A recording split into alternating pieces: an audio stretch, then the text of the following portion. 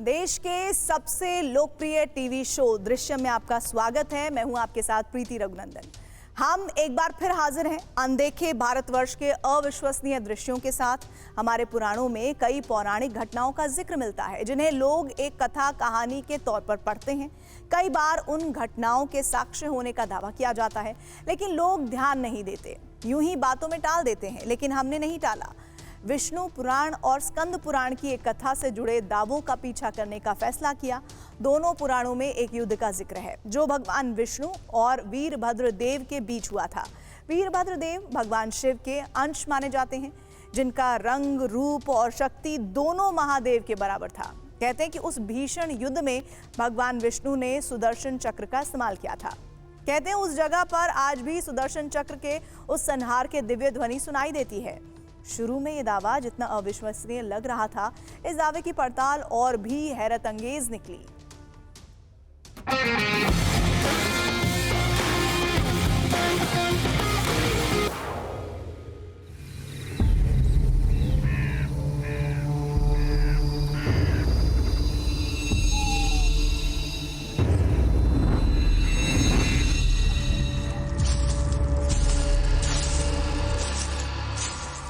कदमों तले सूखे पत्तियों के टूटने की कड़कड़ाहट,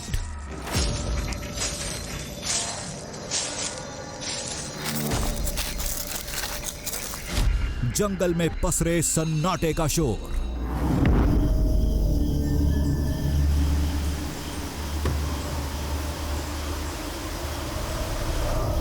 इनके अलावा हमें और कुछ नहीं सुनाई दे रहा था।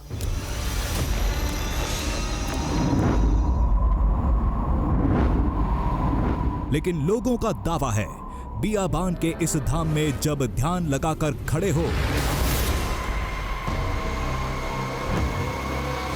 मन की रफ्तार पर लगाम लगा लो तो एक दिव्य ध्वनि सुनाई देती है।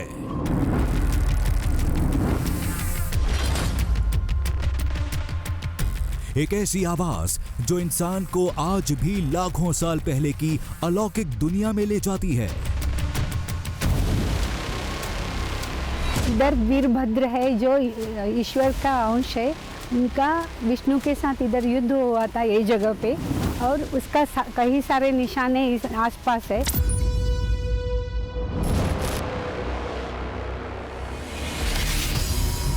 ये जो जगह है ना, इस जगह पे वीरभद्र और भगवान विष्णु जी का लड़ाई हो गया था।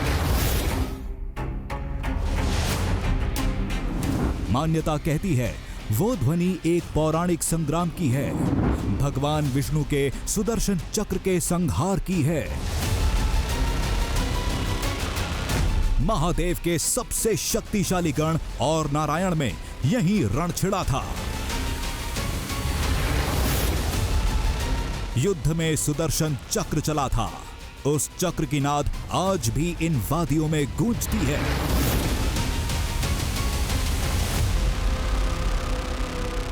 ध्यान करें तो आपको ठीक से आवाज़ आएगा।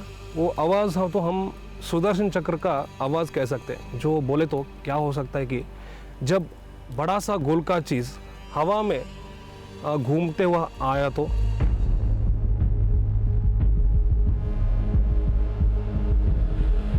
यहाँ पे तो लोग बोलते हैं कि वो सुदर्शन चक्र का आवाज़ सुनता है, वो कुछ तेज़ी से it goes fast, super fast and round.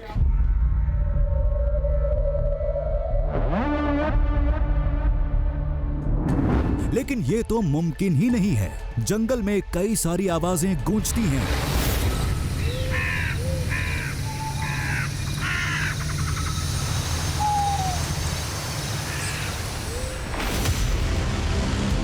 ये कौन तय करेगा कि जो सुनाई दे रहा है वो कुछ और नहीं, नारायण की चक्र लीला है।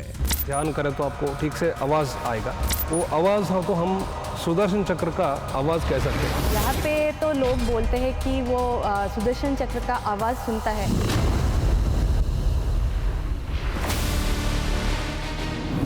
तो लोगों ने कहा, दूर खड़े होकर बोलने से कुछ नहीं होता, पहले मंदिर में आओ, कहानी को समझो, जगह को पहचानो, फिर कोशिश करके देखो।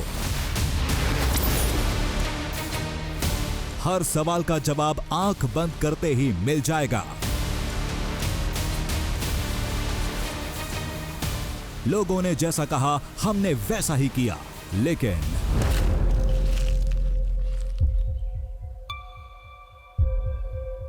यहाँ कुछ आवाज सुनाई पड़ रही ना?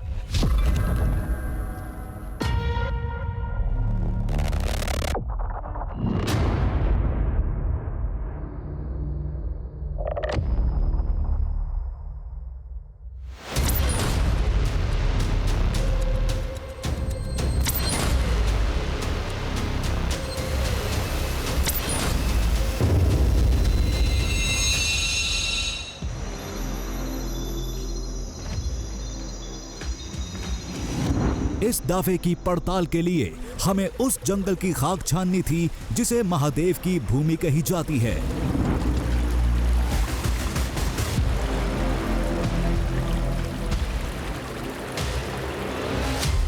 जहां चप्पे चप्पे पर शिव पुराण के साक्ष्य बिखरे पड़े थे।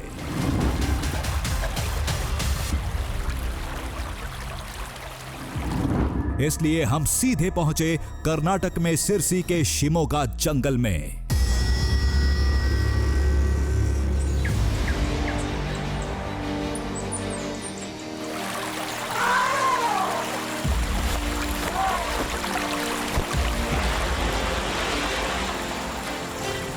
सफर का आगाज हाथी अभयारण्य से हुआ। महादेव की धरती पर हाथियों का जमघट एक अद्भुत संयोग माना जाता है।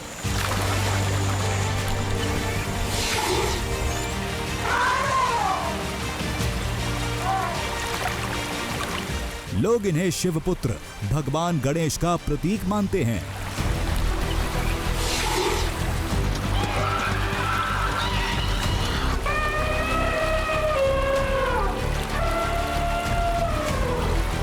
हम जिस कहानी का पीछा करने निकले थे वो कोई प्रतीक नहीं, एक पौराणिक घटना का साक्ष्य था।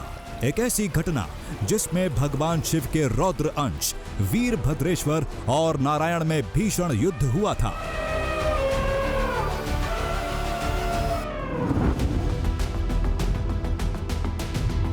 शिमोगा मतलब भगवान शिव का चेहरा, शिमोगा मतलब भगवान शिव का स्थान, शिमोगा मतलब भगवान शिव का रौद्र रूप वाला स्थान।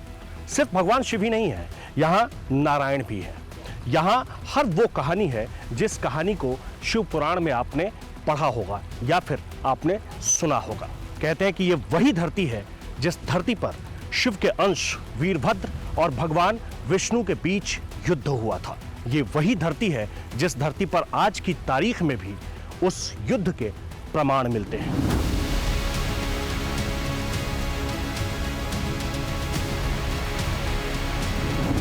हमारी मंजिल वीरभद्र स्वामी का वही धाम था, दावे के मुताबिक जहां युगों पहले वो संग्राम छिड़ा था।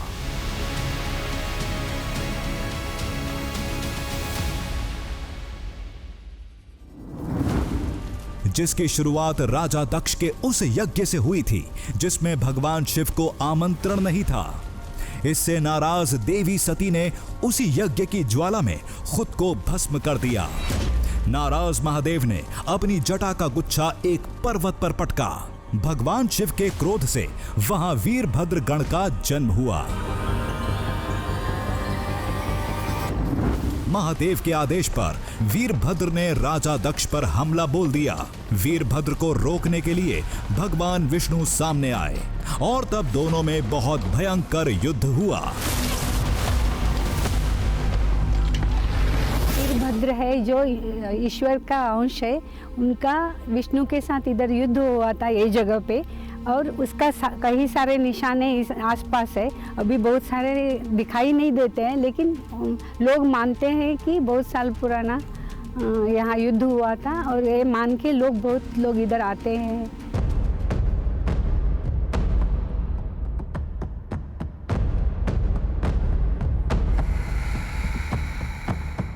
हमारा अंतिम मुकाम युद्ध का वही मैदान था जहां शिव के गण वीरभद्र और भगवान विष्णु ने एक दूसरे पर वार किए थे।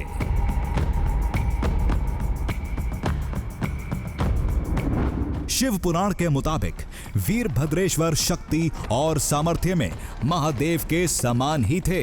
उन्होंने युद्ध में भगवान विष्णु को भी कड़ी टक्कर दी थी।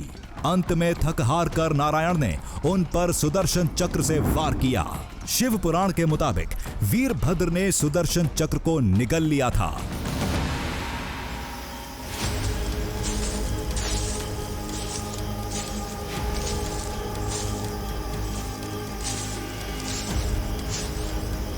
कहते हैं युद्ध के उस अंतिम वार के साक्ष्य आज भी दिखते हैं। उस रणभूमि में लोगों को आज भी सुदर्शन चक्र के संहार की ध्वनि सुनाई देती है।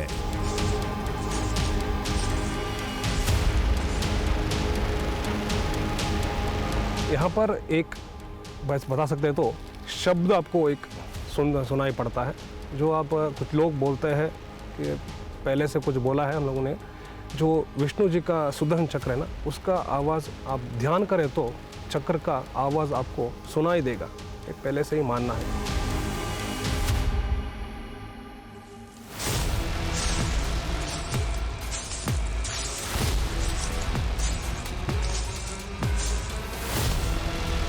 दावे के मुताबिक जहां युद्ध छिड़ा था, साक्ष्य के तौर पर वहां वीरभद्र स्वामी का एक प्राचीन मंदिर है। दावे के मुताबिक वहां आज भी लोगों को लगता है कि सुदर्शन चक्र हवा में तेजी से घूमता हुआ चला आ रहा है।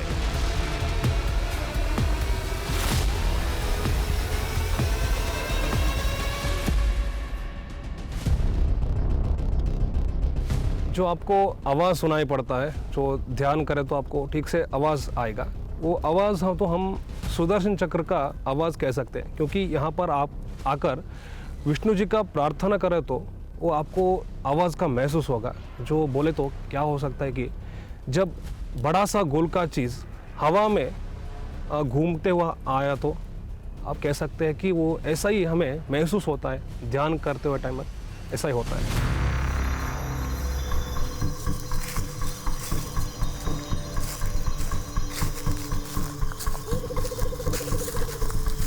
ये एक जंगल था। यहाँ कई तरह की ध्वनियां गूंजती हैं। आवाज किसी की भी हो सकती है, हवा की, पेड़ों के सरसराहट की, जानवरों की। ऐसे में सुदर्शन चक्र के ध्वनि की पहचान कैसे होगी? इसलिए ये दावा हमें पूरी तरह आधारहीन लग रहा था।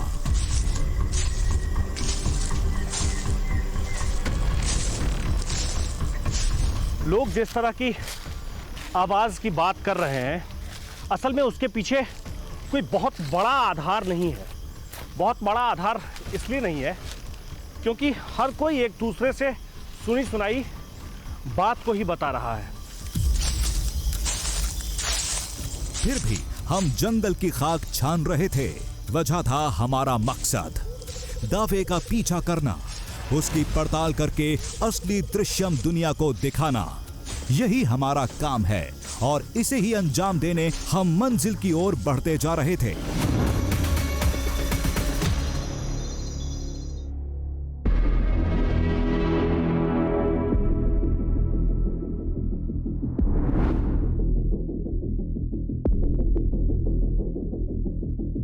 पहले पड़ाव पर कहानी के पहले साक्ष्य से सामना हुआ।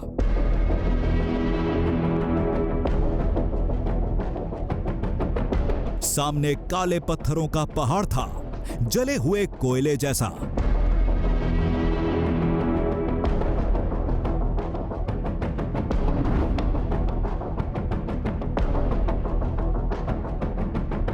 कुछ लोग इसे भस्मासुर कथा से जोड़ते हैं, लेकिन एक लोकप्रिय लोक कथा वीरभद्र स्वामी के जन्म से जुड़ती है।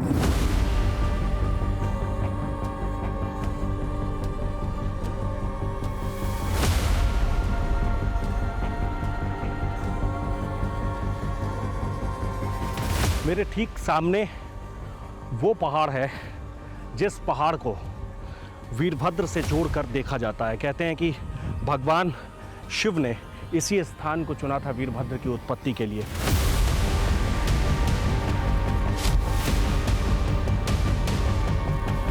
इस पूरे इलाके को भगवान शिव का स्थान माना जाता है। कहते हैं कि ये भगवान शिव की नगरी है और भगवान शिव की इस नगरी में जिसे लोग याना केव के नाम से जानते हैं, जिस पहाड़ को दूर से देखकर लोग पहचान जाते हैं, एक ऐसा पहाड़ जिस पहाड़ की एक अलग पहचान है, उस पहचान में वीरभद्र का नाम है, उस पहचान में भगवान शिव का नाम है, और उस पहचान में राजा दक्ष के यहाँ जो यज्ञ हुआ था, राजा दक्ष ने जिस यज्ञ का आयोजन किया था, उस यज्ञ को भंग करने की असल शुरुआत इसी स्थान से की गई थी।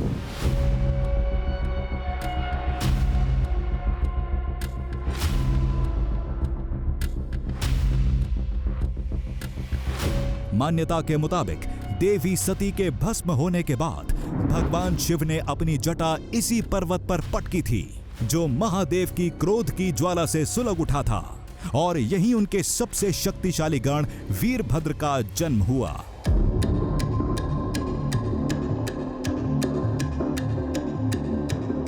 इस पहाड़ को आप जब बाहर से देखेंगे तो आपको ऐसा लगेगा कि बिल्कुल काला पहाड़ है ये, और दूर से देखने पर यह डरावना भी लगता है।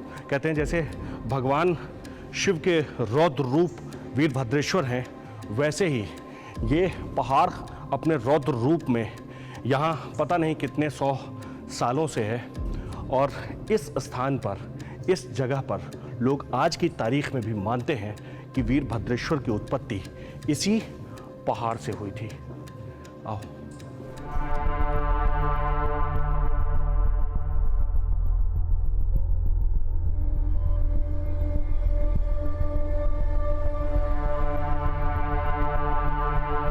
इस घटना की एक निशानी भी थी जो इस खोखले पहाड़ की दीवारों पर साफ झलकती थी।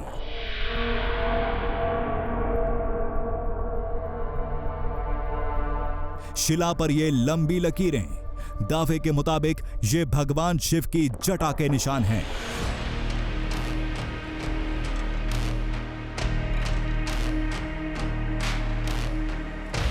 वही जटा जिसे महादेव ने पहाड़ पर पटका था, जिसमें से वीरभद्र स्वामी का जन्म हुआ था।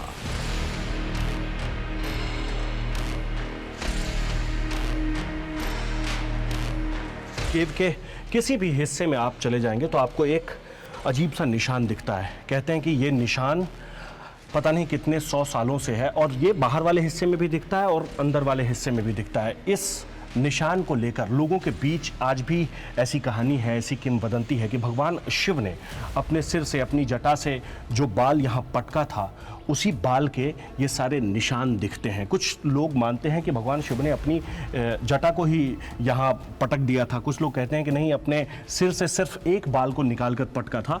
और ये जो निशान दिखते हैं वो चाहे आप बाहर से देखिए या फिर अंदर से आकर देखिए और केव के किसी भी हिस्से में देखिए, तो वो निशान दिखते हैं।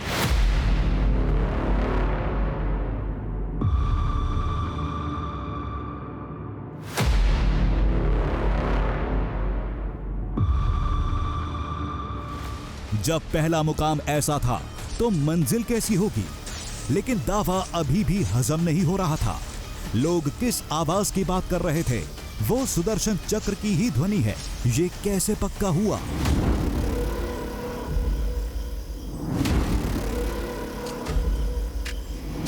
मंदिर से जुड़े लोग दावे पर अड़े थे, लेकिन आम लोगों की राय बंटी हुई थी। एक पक्ष कहता है हो सकता है पहले कोई दिव्य आवाज आती होगी, अब पर्यटन से जुड़े विकास की दौड़ में सब दब चुका है।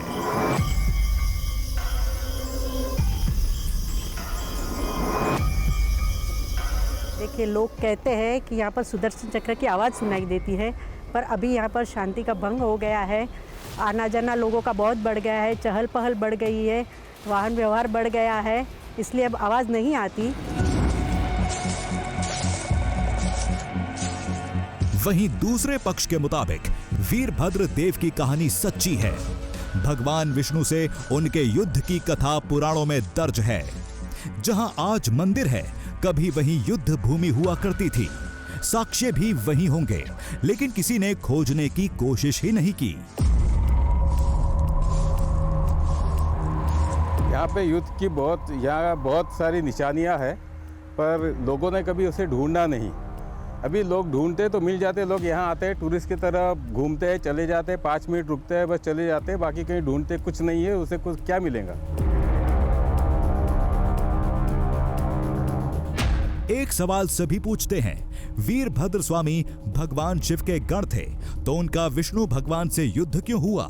इसकी खास वजह थी। राजा दक्ष के यज्ञ में भगवान शिव को छोड़ सारे देवी देवता शामिल हुए थे। हर देवता के पास यज्ञ से जुड़ी एक जिम्मेदारी थी। भगवान विष्णु के पास सुरक्षा का भार था। जब महादेव के आदेश से वीरभद्र स्वामी यज्ञ को भंग करने पहुंचे तो उन्हें रोकने के लिए ये युद्ध हुआ था।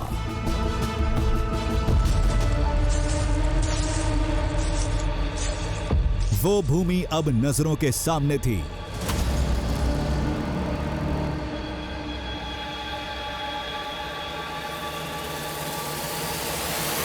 दावे के मुताबिक जहां वीरभद्र स्वामी और भगवान विष्णु में युद्ध हुआ था,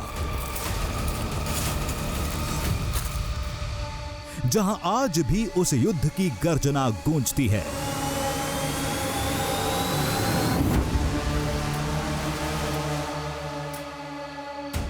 यही वो मंदिर है जिस मंदिर के ठीक सामने वीरभद्रेश्वर और भगवान विष्णु के बीच युद्ध हुआ था। और युद्ध तब हुआ जब राजा दक्ष यज्ञ कर रहे थे। आओ।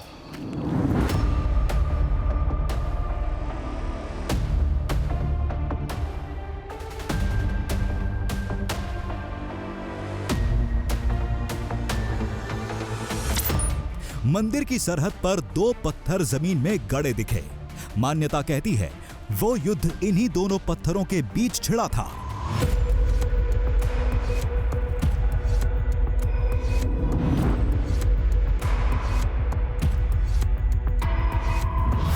और यहीं पर नारायण ने वीरभद्र पर सुदर्शन चक्र से वार किया था, दावे के मुताबिक जिसकी नाद आज भी सुनाई देती है। ये ठीक सामने जो आपको भूतनाथ स्टोन दिख रहा होगा, इस स्टोन को लोग भूतनाथ स्टोन कहते हैं और इसे कहते हैं भद्रकाली स्टोन, मतलब भद्रकाली पत्थर और भूतनाथ पत्थर। ये जो 2 पत्थर हैं, इन 2 पत्थरों के बीच में ही नारायण और वीरभद्र युद्ध के लिए एक दूसरे के सामने थे। वो युद्ध के लिए यहाँ एक दूसरे के सामने इसी पत्थर के बीच में आए थे। इसे बाउंड्री बताया जाता है। कहते हैं कि ये दोनों के बीच युद्ध भूमि की ये सीमा थी। और ऐसा कहते हैं कि आज की तारीख में भी युद्ध से जुड़े हुए बहुत सारे निशान आसपास में दिखते हैं।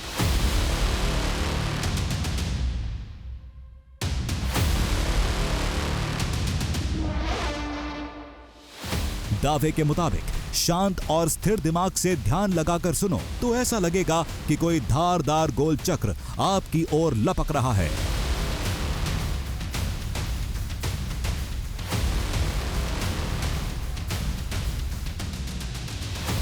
यकीन तो नहीं था, फिर सोचा जब यहां तक आ ही गए हैं तो एक कोशिश करने में कोई हर्ज नहीं। ये सोच हमने एक प्रयास किया।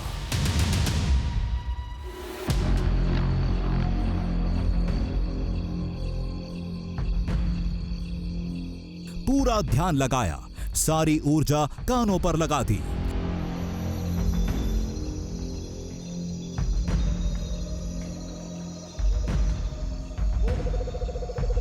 लेकिन जंगल की कुछ प्राकृतिक आवाजों के सिवाय कुछ नहीं सुनाई दिया।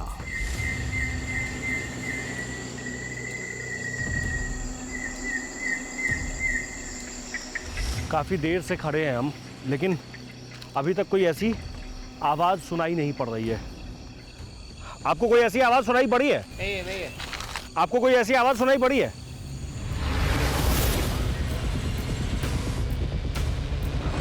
इसका तो पहले से ही अंदाजा था, कुछ नहीं सुनाई देने वाला था। हम मंदिर के चारों तरफ चक्कर लगा रहे थे, शायद कहीं कुछ दिख जाए।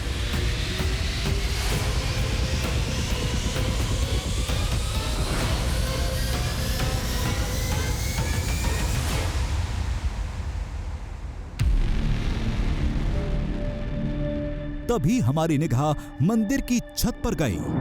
नजारे ने चौंका दिया। छत पर नंदी महाराज की प्रतिमा थी।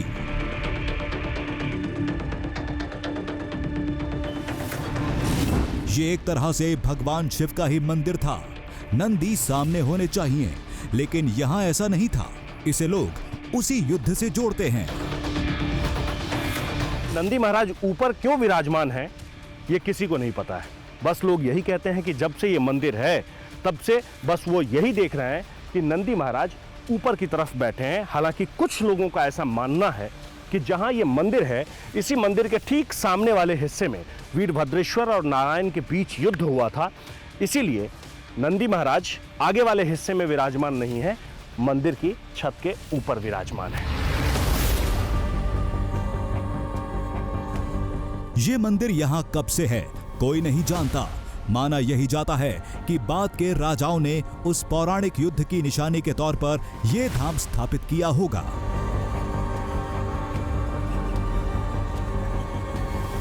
जो टेम्पल है बहुत पुराना है, क्योंकि उसका आर्किटेक्चर का हम ये भी नहीं कह सकते कि ऐसा ही बना है, क्योंकि कुछ लोग बोलते हैं कि जो रात में शुरू हुआ था सुबह तक टेम्पल पूरा खत्म हो गया, तो वो भी बोलते हैं।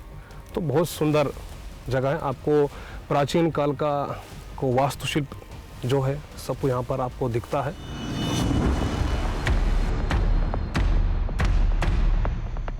अनजान शैली में बने इस धाम की एक खास बात थी, निर्माण में गोल आकृतियों का जमकर इस्तेमाल हुआ था। सुनना एक मिनट,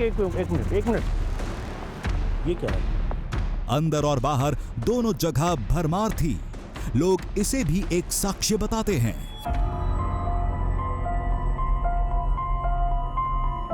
जैसे इसे देखिए, माना जाता है कि ये सुदर्शन चक्र की आकृति रही होगी जो समय के साथ अपनी धार खो चुकी थी। लोगों के बीच मान्यता यह है, लोग ये मानते हैं कि ये सुदर्शन चक्र ही रहा होगा, और इसके बीच में चूंकि होल भी है तो लोगों को ऐसा लगता है कि यही वो सुदर्शन चक्र होगा। और ये बिल्कुल गोल सा पत्थर है। और इस मंदिर कैंपस में वैसे तो पत्थर बहुत सारे हैं, लेकिन बिल्कुल राउंड शेप में एक ही पत्थर है, और वो ये पत्थर है। कहते हैं कि सिर्फ एक ही नहीं, ऐसी न जाने कितनी सारी निशानियां हैं, लेकिन वो अब दिखती नहीं है।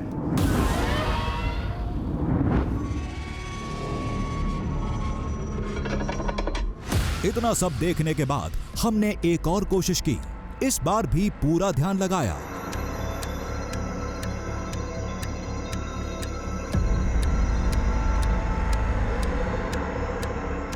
लेकिन दूसरी बार भी हम कुछ खास ध्वनि सुनने में नाकाम रहे।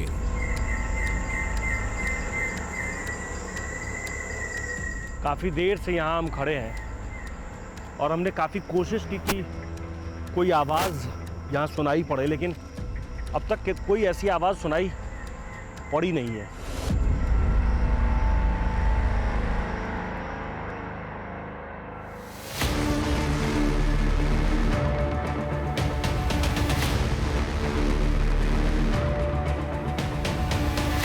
वीरभद्रेश्वर स्वामी महादेव के गण थे, लेकिन इन्हें भगवान शिव का ही एक रूप माना जाता है।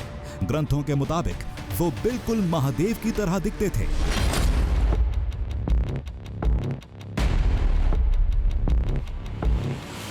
वो यहां युद्ध करने आए थे। गर्भगृह की प्रतिमा भी यही बयां कर रही थी।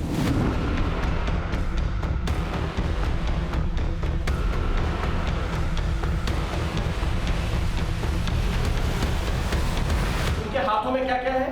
इसका हाथ में क्या अस्त्र है? हाँ। और युद्ध करने का अस्त्र है। एक ढाल है, एक तलवार है, हाँ। एक त्रिशूल है, हाँ। एक बिल्ल बाण है, हाँ।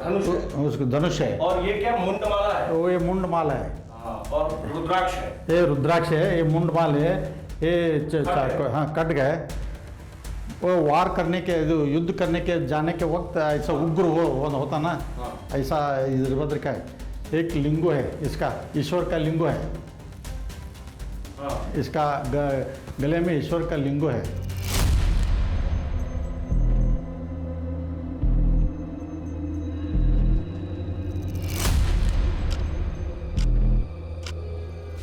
एक बड़ा साक्ष्य तो इसी प्रतिमा में समाहित था। नीचे कोने में राजा दक्ष की भी मूर्ति थी।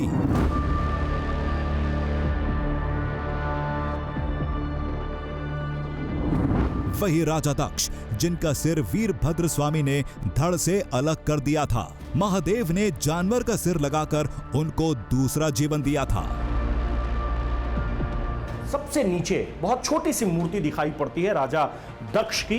कहते हैं कि जब भगवान शिव ने अपनी जटा से उत्पन्न किया था वीरभद्रेश्वर को, और वो जब यहाँ आए और यहाँ जब यज्ञ में वो बाधा डालने लगे, राजा दक्ष के गर्दन को वो काट देते हैं। और उसके बाद राजा दक्ष को पुनर्जीवित करने के लिए, उनमें फिर से जीवन डालने के लिए भगवान शिव ने उनके ऊपर सिर लगा दिया था, और उसी रूप में वो राजा दक्ष यहाँ दिखते हैं। बहुत छोटी सी मूर्ति वीरभद्रेश्वर के ठीक नीचे वो मूर्ति दिखाई पड़ती है।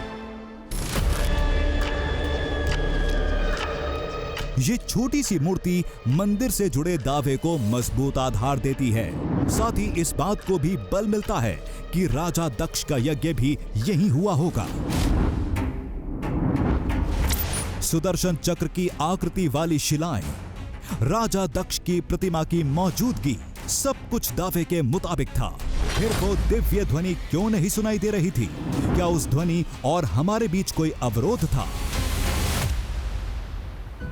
हमने एक बार और ध्यान लगाया।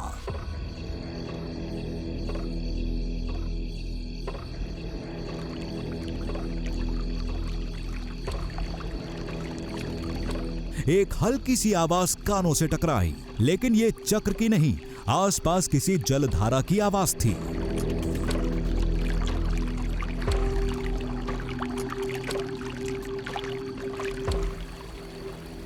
ये कहां से आ रही है आवाज?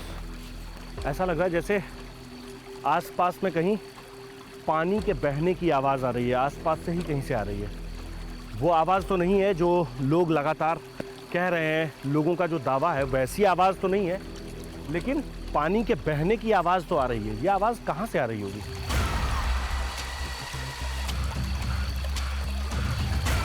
दावे के मुताबिक हमें युद्ध की गर्जना सुनाई देनी थी, लेकिन ये पानी बहने की आवाज थी। हमने आवाज का पीछा किया जो यहां से आ रही थी।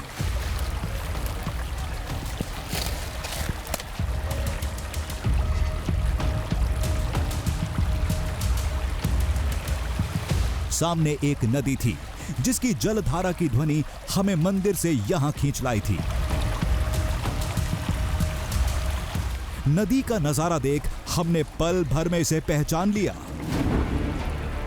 ये तो शलमाला नदी है। जिस आवाज़ का पीछा करते हुए हम यहाँ तक आए तो सामने शलमाला नदी है, वही नदी जिसे लोग सहस्त्रलिंगम के नाम से भी जानते हैं। इस नदी की एक पहचान और है कि यहाँ एक साथ न जाने कितने शिवलिंग दिखते हैं। इस नदी में जितने पत्थर हैं उस पत्थर के ऊपर ही शिवलिंग बने हुए हैं और वो न जाने कब से हैं। ये नदी इस मंदिर के इतने करीब है, ये तो हमें अंदाज़ा भी नहीं था।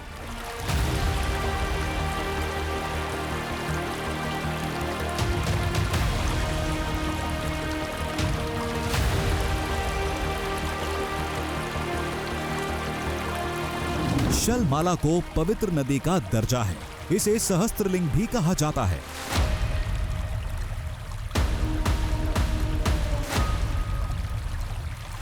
माना जाता है कि इस नदी में 1000 शिवलिंग और नंदी थे, जिन्हें 16वीं शताब्दी में एक राजा ने बनवाया था।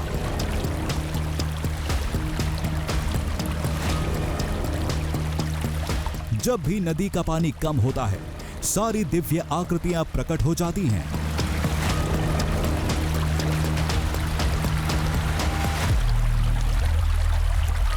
शलमाला नदी में इतनी कहानी है भगवान शिव से जुड़ी हुई, जितनी कहानी लोगों ने आज तक सुनी नहीं है। हर पत्थर पर यहाँ भगवान शिव विराजमान है। यहाँ कंकर कंकर भगवान शंकर के नाम से पुकारा जाता है, और नदी के बीच में ऐसी ऐसी मूर्तियाँ हैं। और शिवलिंग को लेकर ऐसा कहा जाता है कि इस नदी में 1008 से ज़्यादा शिवलिंग हैं।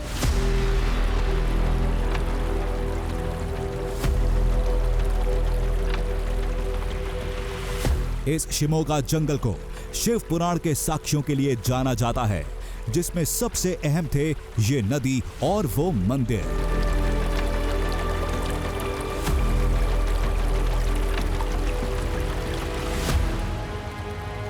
लेकिन इनका आपस में कोई नाता नहीं था। वो मंदिर नारायण के सुदर्शन चक्र से जुड़ा था और ये नदी शिव भक्ति की प्रतीक थी।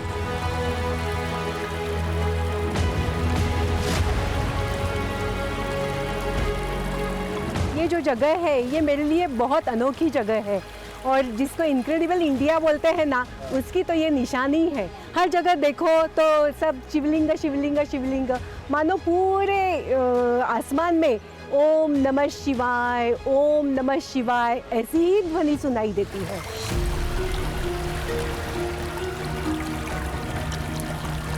नदी का नजारा कुछ ऐसा था कि पूरा देखे बिना कदम रुकते ही नहीं।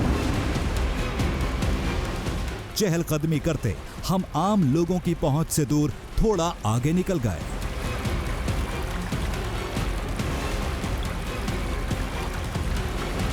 शलमाला नदी को अब यहाँ के लोग शिव की नदी भी कहते हैं। कहते हैं कि इस नदी में खुद शिव ही रहते हैं और जगह जगह आपको यहाँ शिवलिंग दिखेगा।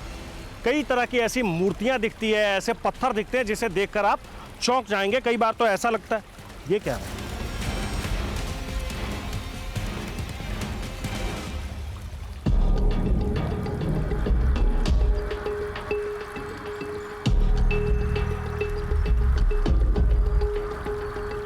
तट पर कुछ सफेद गोल पत्थर दिखे। ये तो अपने आप में बहुत अनोखा लग रहा है। ऐसा पत्थर तो यहाँ दिखाई नहीं।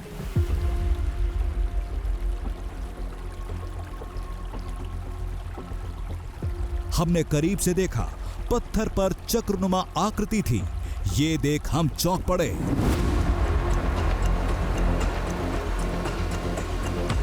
ये तो गोमती चक्र लग रहा है। दिखाना, इधर दिखाना।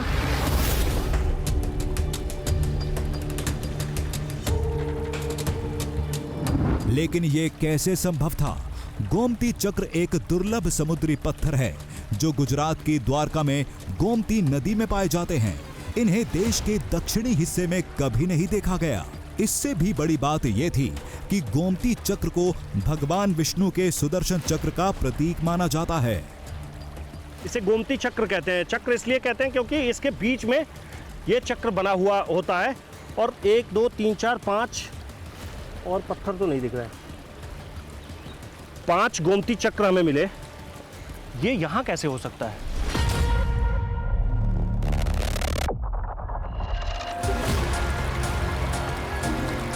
पास में और भी गोमती चक्र मिले, जबकि ये कैल्शियम और सिलिका से बने प्राचीन मोलस्क के जीवाश्म होते हैं जो केवल समुद्र में पाए जाते हैं।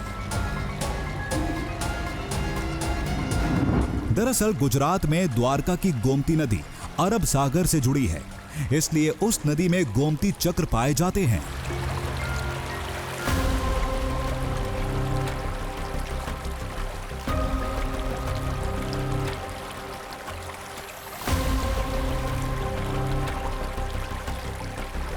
लेकिन शलमाला नदी कहीं से भी सागर से नहीं जुड़ी। ऐसे में गोमती चक्र का यहां मिलना कहीं ना कहीं वीरभद्रेश्वर मंदिर के दावे का पक्ष जरूर मजबूत करता है।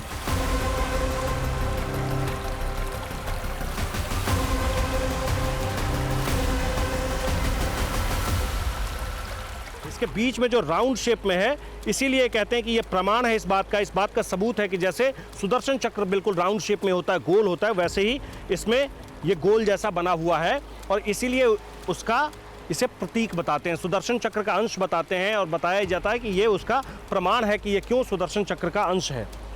लेकिन सवाल ये है कि ये गोमती चक्र यहाँ कैसे मिला, यहाँ कैसे पहुँचा? इस सवाल का जवाब मेरे पास तो फिलहाल नहीं है।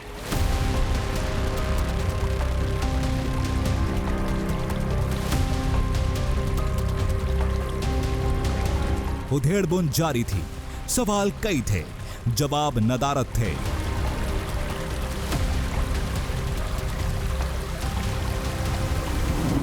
ये कोई संयोग था या कोई पहेली, कुछ समझ में नहीं आ रहा था। तभी पानी के अंदर धूप से चमकता कुछ दिखाई दिया। ये क्या है? जब उस चीज को पानी से बाहर निकाला तो ये गोमती चक्र से भी हैरत अंगेज निकला। ये शालिग्राम था। ये शालिग्राम पत्थर ही है। हाँ, ये तो शालिग्राम पत्थर ही है। इस हिस्से में ये टूटा हुआ भी दिख रहा है ना। हाँ, ये शालिग्राम पत्थर है। ये तो नामुमकिन था। शालिग्राम एक जीवाश्म पत्थर होता है जिसे भगवान विष्णु का विग्रह माना जाता है। इसमें चक्र जैसी इस आकृति को सुदर्शन चक्र का ही रूप माना जाता है। शालिग्राम केवल और केवल नेपाल की काली गंडकी नदी में मिलता है। इसके अलावा पूरी दुनिया में कहीं और नहीं देखा गया।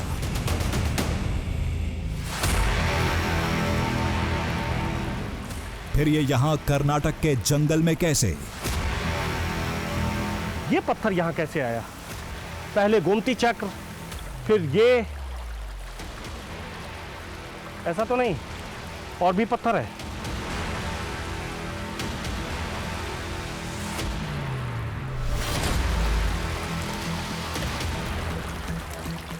हमने नदी में बहुत तलाशा और कुछ नहीं मिला, लेकिन जो मिला वो किसी चमत्कार से कम नहीं था।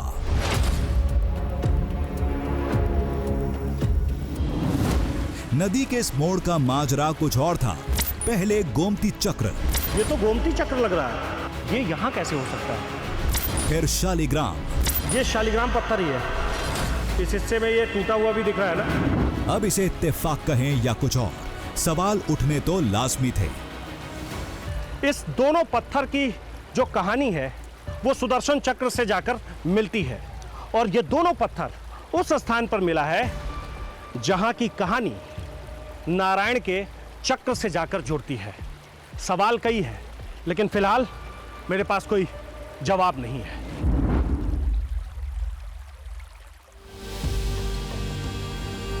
लेकिन जवाब तो हमें खोजना पड़ेगा। पड़ताल को मझधार में नहीं छोड़ सकते थे। दिमाग में कुछ चल रहा था जिसे पक्का करने के लिए हम पास के गांव में पहुंचे। गांव के लोग वीरभद्रेश्वर मंदिर की कहानी से वाकिफ थे। हमने अपनी पड़ताल की पूरी कहानी समझाई।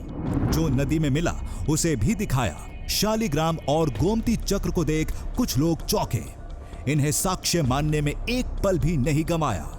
कहा कि दावा तो आवाज का था, यहां तो साक्षात सुदर्शन चक्र का प्रतीक ही मिल गया। ये जो दोनों चीजें मिली है ना यहाँ पे, ये गोमती चक्र और शालिग्राम जी के प्रमाण है।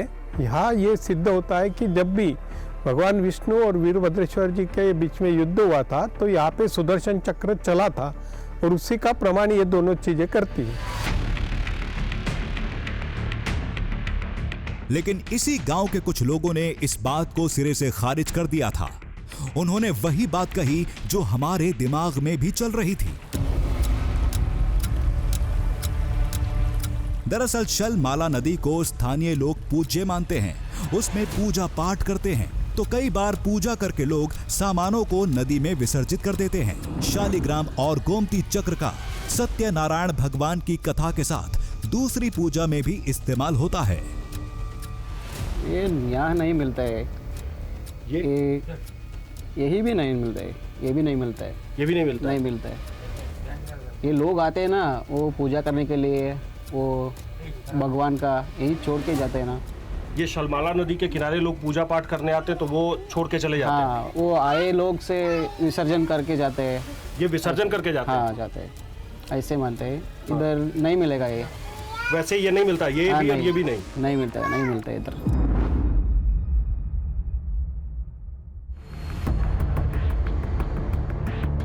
समुद्री जीवाश्म नदी में नहीं मिल सकते, लेकिन सुई फिर वहीं अटक जाती है।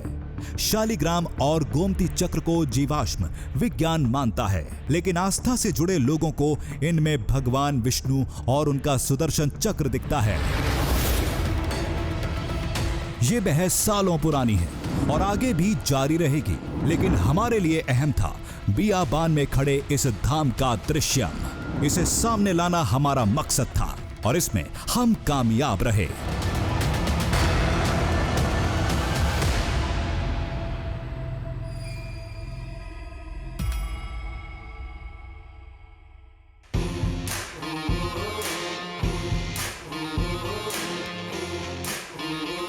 दरिया में झांकेंगे, पर्वत को नापेंगे, बांधेंगे धरती को अंबर की डोरों से, सूरज के चेहरे से पर्दा हटाना है, तूफान आंधी को भी अब चीर के जाना है, कुदरत की मुट्ठी से अब छीन लाएंगे हम, कुदरत की मुट्ठी से अब छीन लाएंगे हम। दृश्यम दृश्यम दृश्यम दृश्यम दृश्यम दृश्यम